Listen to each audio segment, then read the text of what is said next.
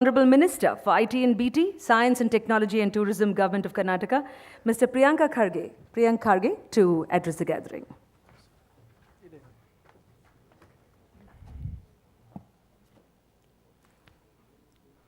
ಎಲ್ಲರಿಗೂ ನಮಸ್ಕಾರ. I think I see a lot of hungry faces already, so I will really not go in for a long political speech. But I believe that this is one of the last sessions of the Make in India, and I hope all of you over here had an eventful conference and a great time so far. It's been absolutely delightful to host all of you here in Bengaluru. So I think one thing that everybody sitting on the stage said they had one common thing, although their areas of manufacturing were different, they're from various different verticals. They validated one thing that the government has always been harping on, that is that we provide the best ecosystem for any startup. And just not them. I don't know if most of you were also present for yesterday's inauguration. Mr.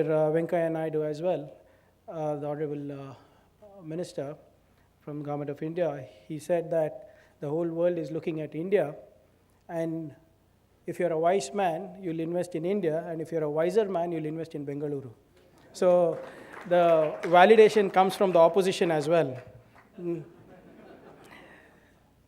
And the Department of Industries, if you see most of our branding recently, the branding has always been innovate, invent, and invest in Karnataka. But the Department of IT always believes that although innovation is necessary, but we first need to ideate. Because only when you ideate can we innovate or invent. And the reason I'm insisting on ideation is that today Bengaluru is the only city in India that gives you an ecosystem for you to live your dream, for you to ideate, innovate, and invent. And if we did not have this environment of ideation in Bengaluru, we would not have been home to over 7,000 startups who are playing both creative and disruptive role in our economic growth. I'm not sure if, how many of you over here have read Arthur C. Clarke? Any science fiction? Okay, not bad. I was thinking I read the wrong book suddenly. So he says, so new ideas pass through 3 periods. 1, it can't be done. 2, it probably can be done, but it's not worth doing. And the 3rd, I knew it was a good idea all along. So while you were pondering to take the plunge into the idea, it would have slipped past you and you really don't want this happening to you. The reason I'm harping on ideation again is because this is the first step towards innovation, and probably Government of Karnataka is the only state in the country to recognize this and has incorporated and introduced ideation in the country's first multi-sector startup policy. Government of Karnataka, like I said earlier, has taken a bottom-to-top approach. So it's not like a top-to-bottom approach. So the reason one of the gentlemen asked, how about getting universities into innovation? And that's exactly what we do. So that innovation breeds at the bottom of the pyramid, we have come up with the New Age incubation networks where we fund up to 3 lakhs. We give for per student group. We give them free plug and play facilities for 1 year, and we give them access to our mentors and participation in various events. And the outcomes of these initiatives, as I told you, have been incredible, with 74 working prototypes, 17 company incorporations, and 2 patents. And this has encouraged us this year to enhance it to 50 other centers. So another interesting thing we do is we foster strong partnerships between R&D institutions and industry by setting up technology business incubators in institutions of higher learning to foster a strong link between R&D and commercialization of technologies. So it is just not with educational institutions alone, but we could do also what Ms. Sen had been describing, wherein we can have within our incubators, we can have help from the stakeholders or from the industry partners. We have a lot of people, even from the private sector, partnering with the government of Karnataka to ensure we have great incubation facilities. And I'm glad if a reputed and a big industry like 3M is willing to partner with us, we'll start the work right away. So we have close to around 600 seats across 4 incubators to ensure innovation is bred across the state.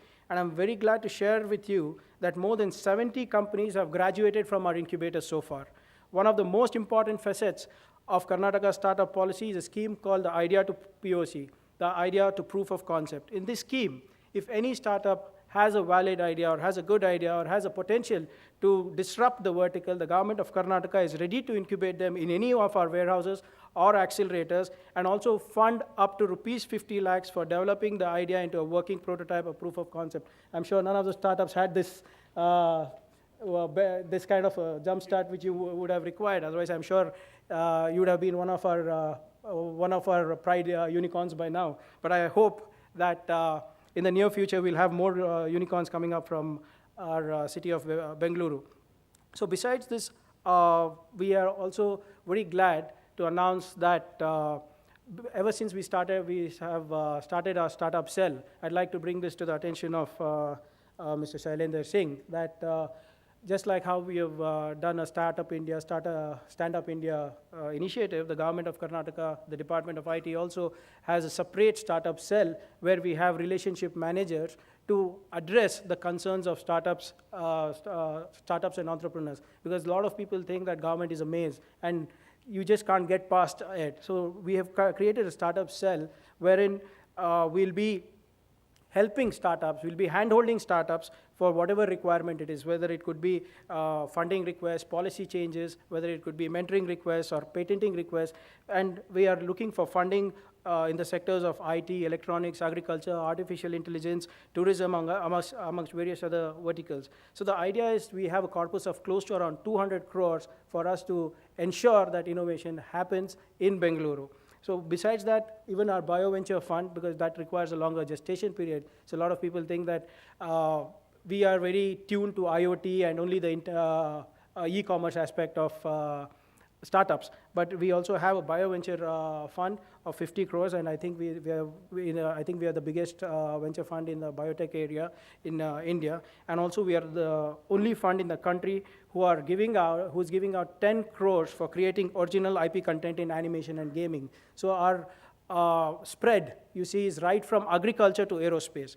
And the government of Karnataka also realizes that it is just not creating aerospace parks or IT parks or biotech parks, or trying to tell that let's go and fund all the companies, that we need adequate skill sets as well. And to ensure that we have adequate skill sets to stimulate innovation in emerging technologies and to foster these skills, we are coming up with a whole set of center of excellences. And I'm very glad that soon we will be glad to announce that probably in a day or two, we'll be coming up with the Center of Excellence in aerospace. We'll be coming up with the Center of Excellence with big data sciences, artificial intelligence, machine learning, and also we already have India's first Center of Excellence in Internet of Things, which is run in our Diamond District 10,000 NASCOM campus. So the idea of the government is to be future ready in these technologies so that the investment will flow in seamlessly. The ecosystem is so vibrant in Bengaluru that the government too has been thinking out of the box to ensure the startups succeed. And in our policy, we have envisaged to groom 20,000 startups, out of which 6,000 will be product-based startups. We are also conducting open houses for companies once a month who interact with my team and me to sort out any difficulties they might have with respect to policies or rules. They might need help with mentors, legal, patenting, or accounting help. Probably this is the only government in the country to have an open house for stakeholders to listen to their views and solve their issues right across the table. We have also some of the most successful startups like Ola, Flipkart, and InMobi from Bengaluru. And at the same time, we are proud of emerging companies who are seated right here. And I think I should congratulate all of you sitting over here. I think it's really a matter of great pride for Bengaluru. In fact, when people from all over the country are here to see you today, people from different parts of the world are here to see you, and you are our best brand ambassadors for our policy or for the ecosystem. So I would like to congratulate all of you again, and we're also proud. See, it's just not who is making electric vehicle or who's coming up with air pollution device.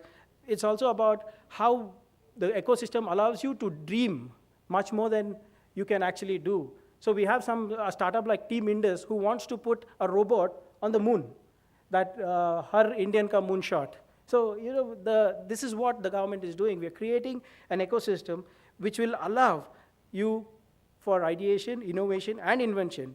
And this has been only because of the timely policy interventions from the government, because everybody here agreed that Bengaluru is good. Bengaluru is given this thing, but nobody said the government is also providing the good ecosystem. That's what hurts us the most. Because if the government policies are not there, if the I4 policy is not there, how will you have an ecosystem? So once in a while, my request to all you great entrepreneurs is that you also say that the government also is helping you in a little bit. Maybe not completely, I agree with you, but at least we are providing such policies. So if you have seen the IT policy, which is a robust one, a progressive ESDM policy, which Mr.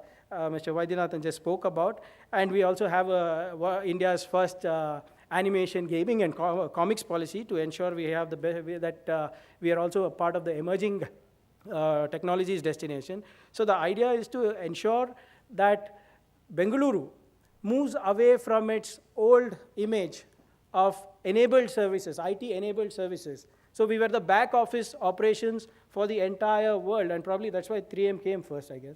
So now, I'm glad that 3M is now breeding innovation here in Bengaluru. So how do I move out of that image and relaunch, reposition, rebrand Bengaluru as the